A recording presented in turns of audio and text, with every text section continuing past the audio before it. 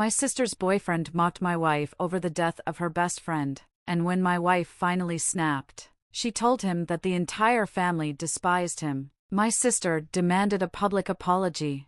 For some context, I'm 36, female, and married to the love of my life. Also 36, female. We met at 17. I was still in the closet, so we didn't start dating until I came out at 21. We tied the knot in 2019 and have an adopted 4-year-old son named Jack. This becomes important in a moment. My younger sister, Sarah, 27, has been with her boyfriend, Steve, 28, for 8 years. The family has never liked him. He's rude, obnoxious, arrogant, and just plain unpleasant. He often hides behind the excuse of honesty, but when anyone is honest back with him, he sulks like a child. Honestly, my toddler behaves better than him. He's not abusive to Sarah and treats her well, but he's a nightmare for everyone else.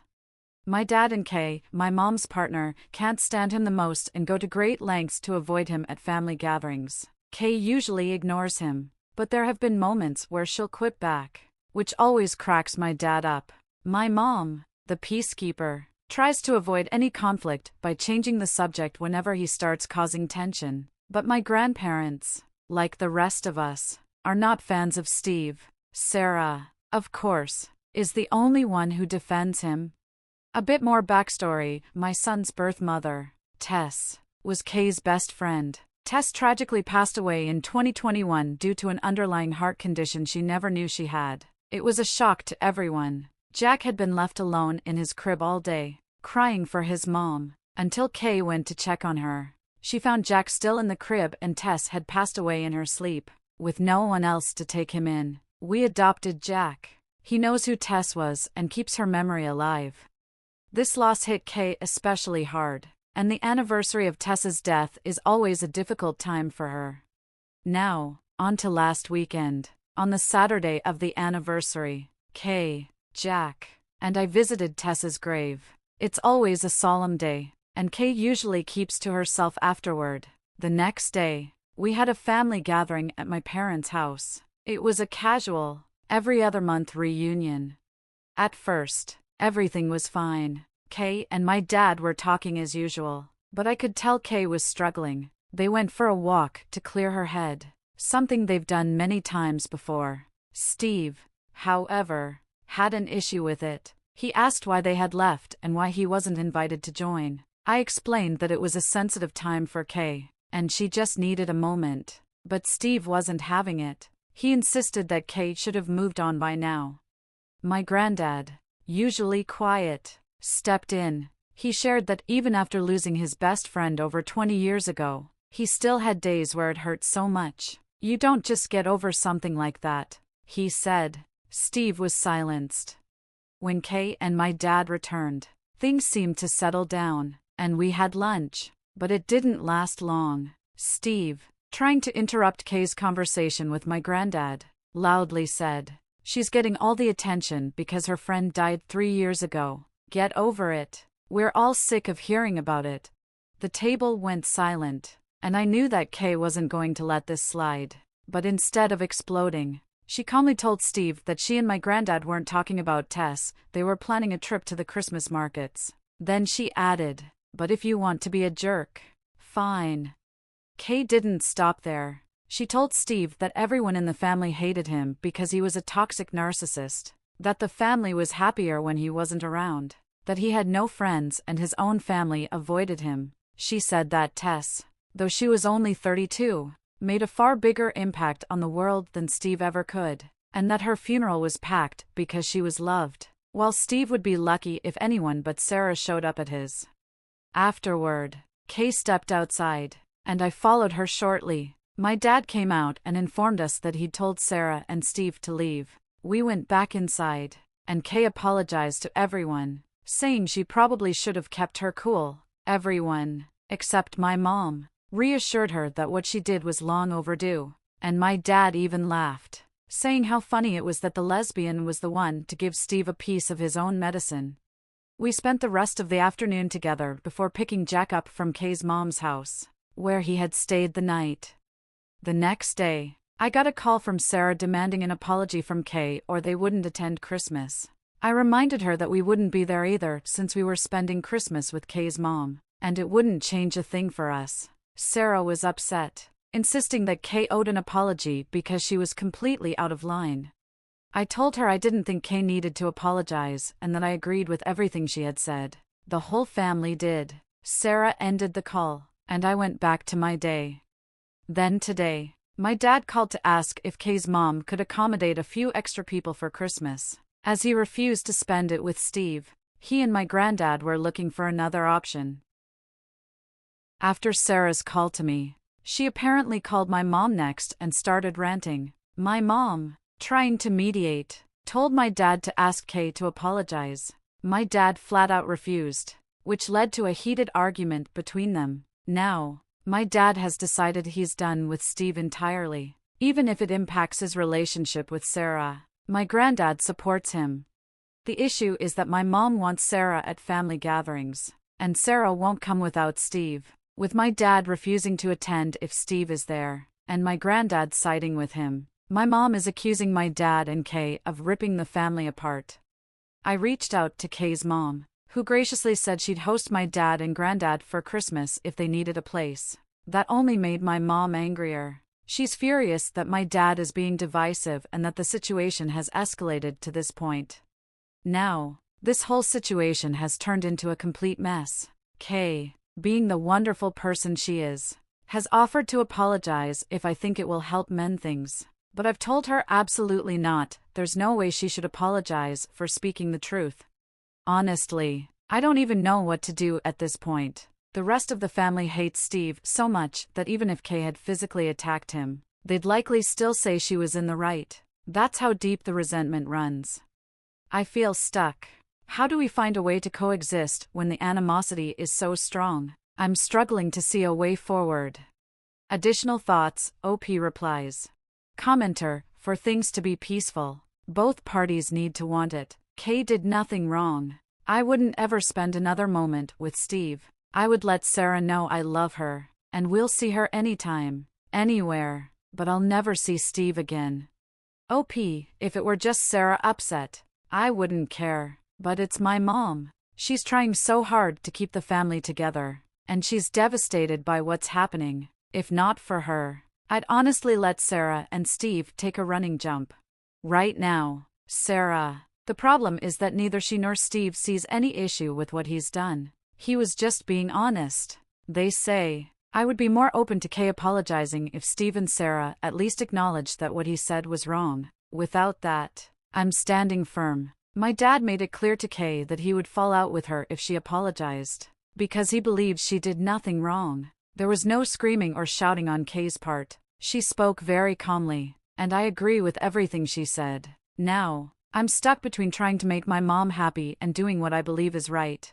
To another commenter, my sister doesn't see any issue with Steve's behavior. She insists he's just being honest, but she can't handle it when someone is honest back with him. I just don't understand her anymore. Growing up, my mom would always say, take the high road and rise above it. Well, I've been on the high road for 8 years, and frankly, I'm done with it. Enough is enough.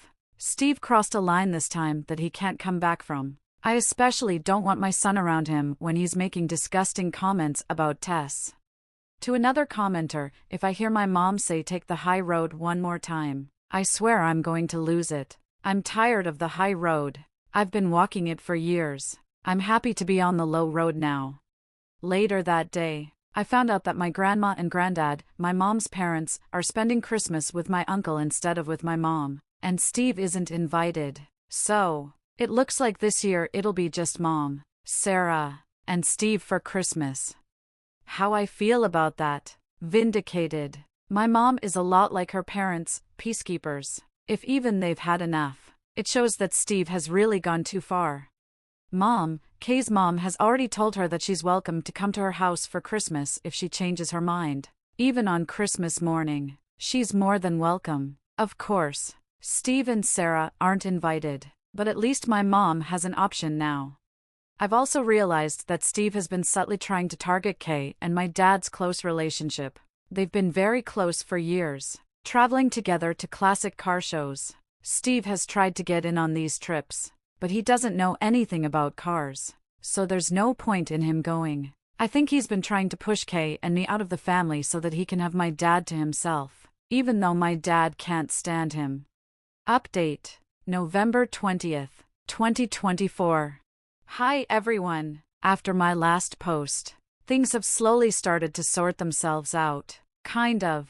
A few things happened in the next few hours. First, I spoke with my grandparents, who were there when everything went down. Like my mom, they tried to keep the peace, but they've finally had enough of Steve too. They've decided to spend Christmas with my uncle instead of my mom, and they even asked if they could come and visit us and Jack on the 23rd before they leave for my uncle's. Of course, I happily agreed. This was a real surprise to my mom, as they've always been the high road people, but even they are done with him. Then, my dad called to let me know that Steve and Sarah now want Kay to make a public apology in front of the whole family, admitting she was wrong and that the family loves Steve. My dad laughed at this and called them delusional, so any chance of a superficial apology was officially out the window.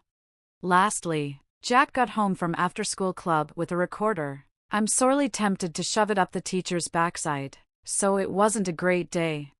Through talking with some of you here, I realized that Steve has been deliberately trying to push Kay and me out of the family, organizing trips that he knows we wouldn't be able to attend. He's constantly trying to isolate my dad from Kay whenever we're all together, which I now see is because he's jealous of their close relationship. Things stayed quiet for a few days until the weekend. Our town hosts a big Christmas fair from November through December, and we always go with Mom, Dad, Granddad, and Kay's mom. We decided to cheer Mom up a bit and went on Sunday, followed by dinner. Mom was told that if Sarah or Steve showed up, we would all leave. She promised they wouldn't be there. It was a bit awkward at first, but it settled down. At one point, Jack got my mom and dad to take him on the giant snow slide. As my mom walked back over to us, she had tears in her eyes. I pulled her aside, and she told me that while waiting in line, Jack said he was happy Uncle Steve wasn't there. When my mom asked why, Jack said, "Because Uncle Steve is a bad man." My mom tried to say that he wasn't, but Jack argued, saying he'd learned at school that people who say mean things all the time are bad people, and since Uncle Steve always says mean things, he was a bad man, and Jack didn't like him. There had been a bullying lesson in Jack's class recently, and I think that's where this came from. This finally broke through to my mom. If even a 4-year-old can see what kind of person Steve is, she had to face the truth. She told me she felt stuck because she hated Steve and agreed with everything Kay had said, but she loves Sarah and didn't want to isolate her. I told her that I would always be there for her, but I wasn't putting myself, Jack, or Kay through being around Steve anymore. I said she needed to think about what she wanted, not what I wanted or Dad, Kay, Jack, or anyone else wanted, just what she wanted. She went quiet for a while, then said that Kay's mom had told her she was welcome at hers for Christmas if she wanted to go. She could decide on Christmas Day. When we went back to the group, I saw Mom and Kay's mom talking quietly behind us. They won't tell me what was said, but after that talk, my mom seemed much happier. They've continued talking, and yesterday, my mom told me that she'll be spending Christmas with Kay's mom. They're also planning a shopping trip together next week.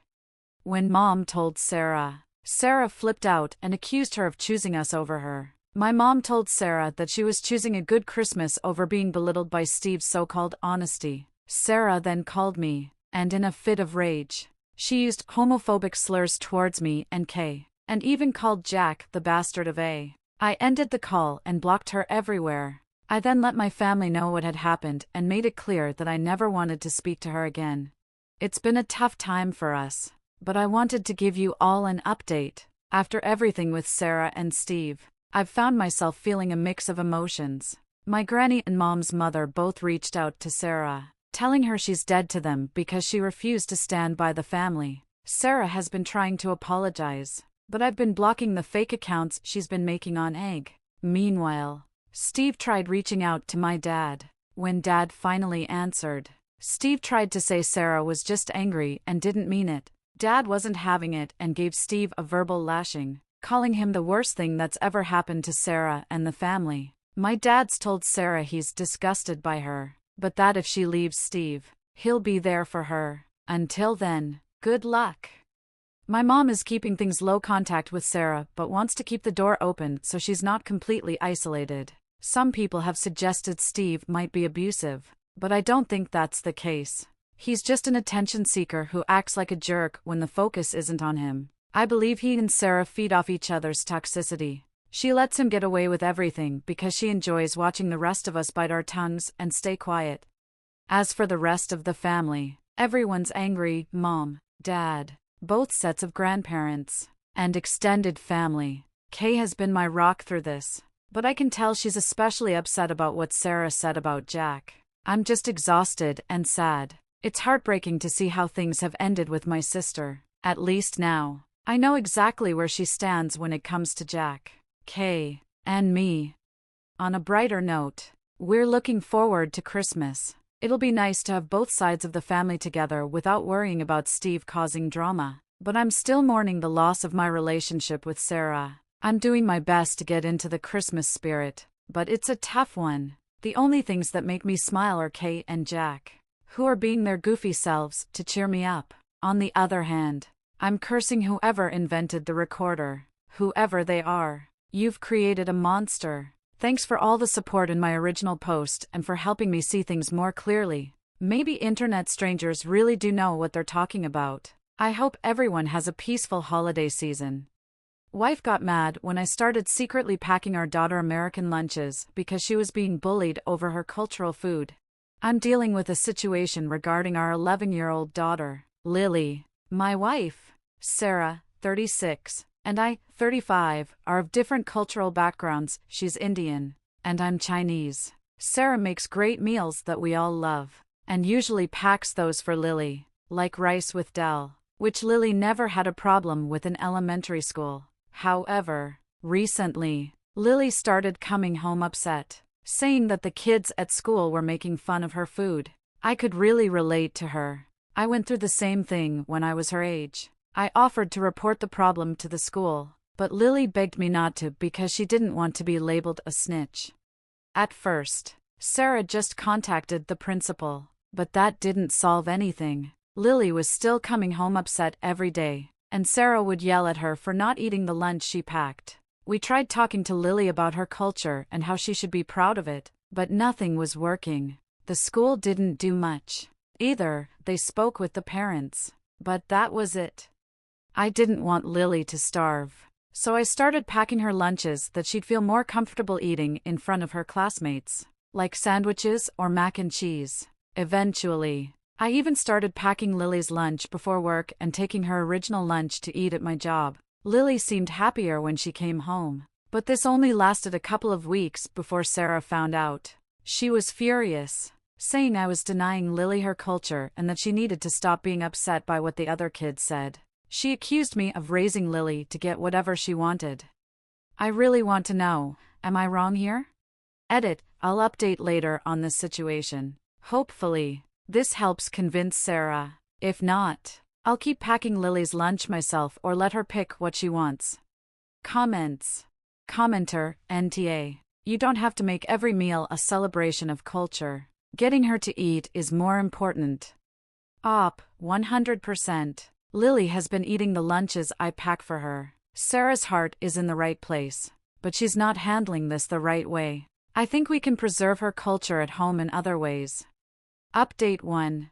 Thank you for all the advice. After showing Sarah the post, we sat down with Lily and discussed things. Lily admitted she liked the lunches I was packing for her. We also realized the bullying had been going on longer than we thought. Sarah agreed to let Lily choose her lunch, but she still has to eat homemade food, Chinese or Indian, for dinner or breakfast. We all came to an agreement. As for the school, since the principal didn't do much, we reached out to the school board superintendent and are still waiting for a response. Update 2. Sorry for the delay, but everything's been resolved. The school board was incredibly helpful. We found out there were 2 girls involved in the bullying, and one of them got detention while the other was suspended due to a history of similar behavior. Their parents were apologetic and supportive, which was a relief. As for Lily, she's doing much better and is much happier coming home from school. Thank you again for all your advice.